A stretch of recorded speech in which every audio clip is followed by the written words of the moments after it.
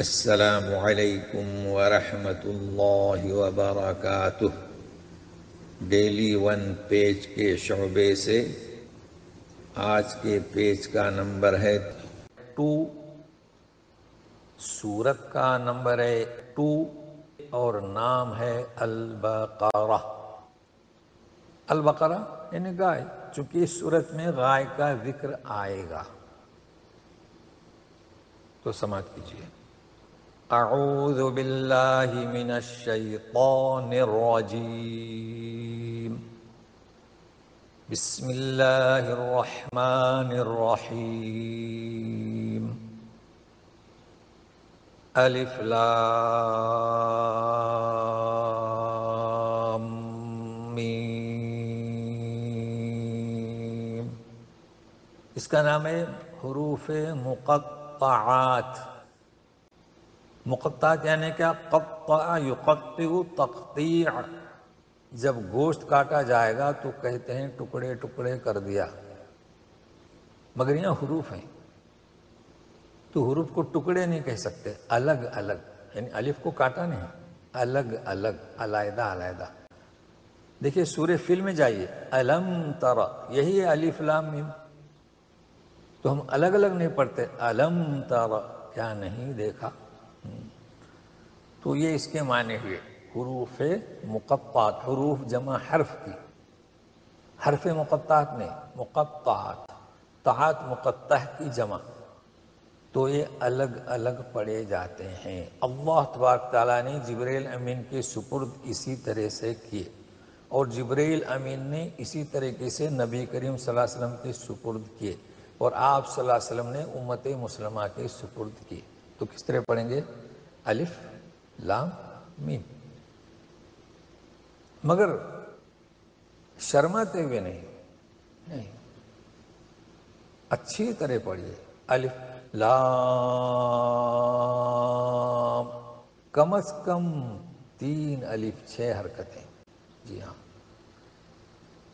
چاہے کوئی خاتون ہو چاہے مرد ہو۔ اب شروع کرتے ہیں۔ ذالک الکتاب لا ریب فیہ، اس طرح بھی پڑھ سکتے ہیں، ذالک الکتاب لا ریب، لیکن لا ریب نہیں، رکنا ہے، مد ہے وہاں پر، مد بین ہے، لا ریب فیہ ھدی للمتقین۔ تو معنی دیکھیے، 2 طریقے کے معنی ہوں گے۔ یہ کتاب لا ریب پر رکے تو نہیں ہے شک، اب فیہ ھدی سے ملا رہے ہیں تو فیہ ھدی، اس کتاب میں ہدایت ہے پرہیزگاروں کے لیے،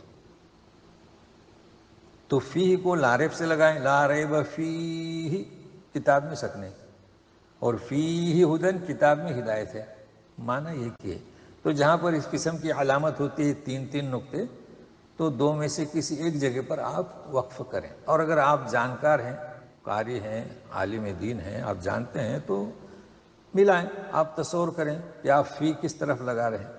اس لیے اکثر قراء یہاں آپ دیکھیں گے کہ رکتے نہیں ہیں، لیکن عوام کے لیے تو رکنا چاہیے، چونکہ وہ معنی نہ جانتے ہوں تو پھر۔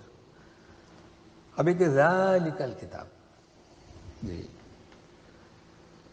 جو ابتدائی گرامر پڑھتے ہیں نا تو وہ جانتے ہیں کہ ھذا یعنی یہ کتاب، اور ذالک یعنی وہ کتاب، لیکن ہم یہاں ترجمہ کرتے ہیں یہ کہا، تو آپ صرف نوٹ کر لیں، چونکہ آگے ہم پڑھیں گے ان ھذا القرآن، تو قرآن کو ھذا کہا گیا اور کتاب کو ذالک کہا گیا، ہاں، تو گویا کہ کتاب بھی قرآن ہے، مگر یہ کہ اسے سمجھنا ہے کہ ذالک کب کہا جاتا ہے۔ تو جب ہم پہنچیں گے ھذا القرآن، تو یہاں پر کتاب، جانتے ہیں اہل کتاب، اہل کتاب کو بھی کتاب دی گئی تھی، یہ سورہ بقرہ ہے، مدنی ہے، اور وہ اس کتاب کا جاننے کے بعد بھی انکار کر رہے تھے، مشرکین انکار کر رہے تھے، تو جو انکار کرتا ہے نا اس کے لیے کتاب دور ہو جاتی ہے، جی، اور یہ بھی کہتے ہیں علماء کہ عظمت کی وجہ سے، لیکن آپ نوٹ کر لیں، چاہے کہ آپ ہم چاہتے ہیں کہ علوم قرآن سے آپ کو واقف کریں. ایسا نہیں کہ ذالک کا معنی کر لیے کہ یہ کتاب، پھر جب ان ھذا القرآن نہیں جاننا ہے کہ کہیں ھذا ہے تو کیوں. تو ہم یہ چاہتے ہیں چونکہ یہ روزانہ کا درس ہے تو اس وقت تک کے لیے آپ اسے محفوظ رکھیے. تو یہ کتاب شک نہیں کا کیا مطلب؟ تنزیل من لدن حکیم علیم من رب العالمین. پڑھتے ہیں نا فجر کی نماز میں، جمعہ کے بھی پڑھا جاتا ہے ایسے. تو یہ کتاب کس کی جانب سے ہے؟ اللہ کی جانب سے، منزل شدہ اللہ کی جانب سے ہے. اس بات میں شک نہیں، صرف شک نہیں. جب اللہ کی جانب سے منزل شدہ ہے تو اس میں شک ہے ہی نہیں. ہدن ہدایت ہے. دیکھیں گزشتہ سورہ فاتحہ میں ہم پڑھ چکے صراط مستقیم، سیدھی راہ کس کی بنائی ہوئی؟ اللہ کی. اور ایک راستہ طریق مکہ وہ انسانوں کا. اب ہدایت کسی کی رہبری کرنا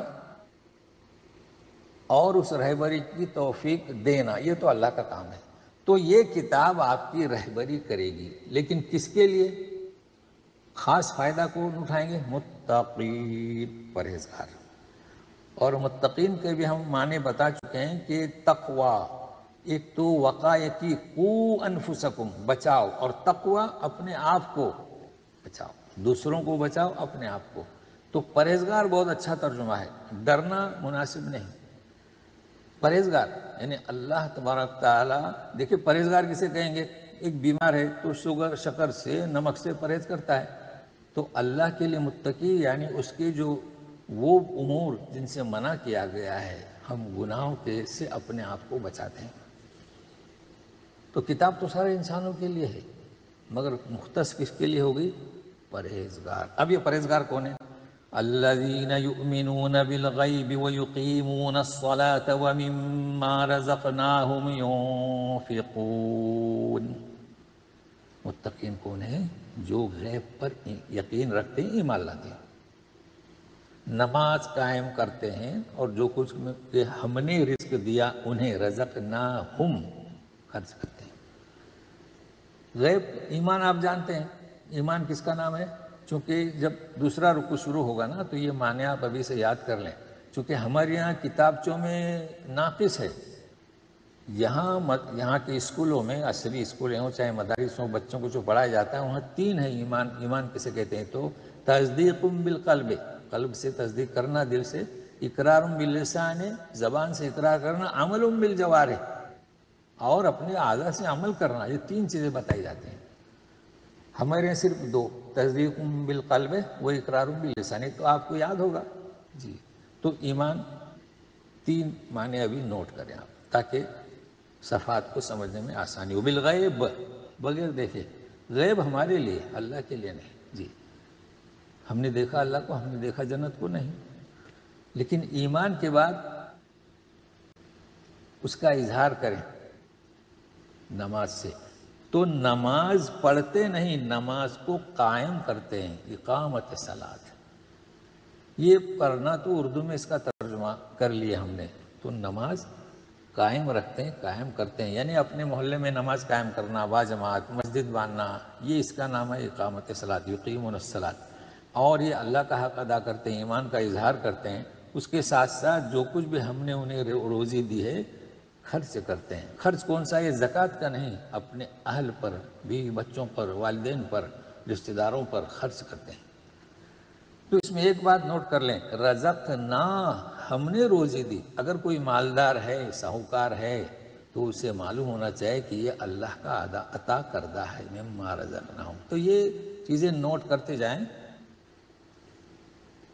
والذین یؤمنون بما انزل الیک وما انزل من قبلک وبالآخرۃ هم یوقنون.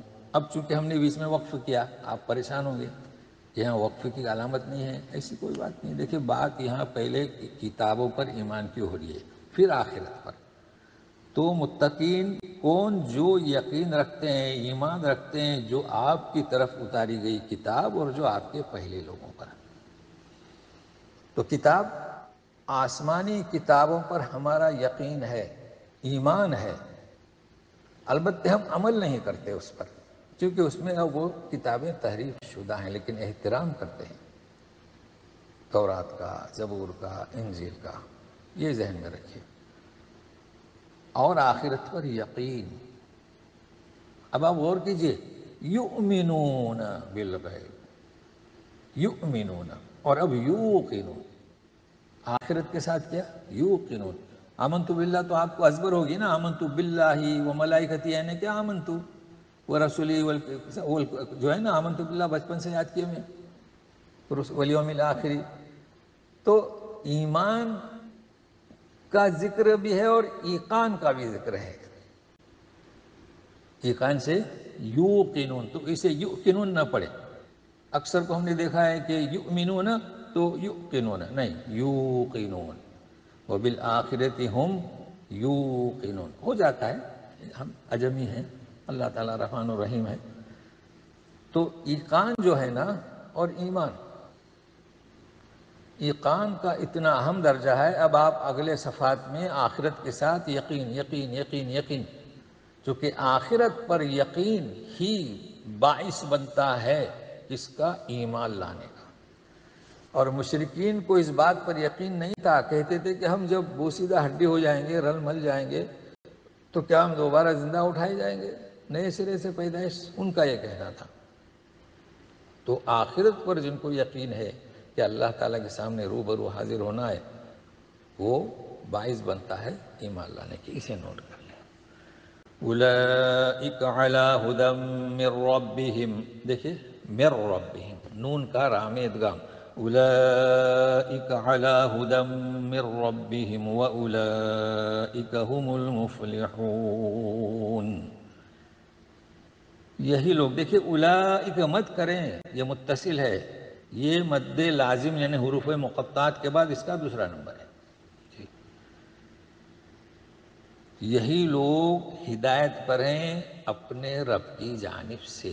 ہدایت، صراط کا معنی آپ جان چکے، طریق کے معنی جان چکے، اور ہدایت رہبری، توفیق، تو اللہ کی جانب سے اللہ نے توفیق دی ان کے رب نے، اور ان کی جانب سے یہ رہبری، یہ کتاب، تو یہی لوگ کامیاب ہیں۔ فلاح جانتے کامیاب، ہمارے یہاں بھی کہتے ہیں بچے کامیاب ہو جاتے ہیں ایگزام دیتے ہیں، تو کامیابی کیا ہے؟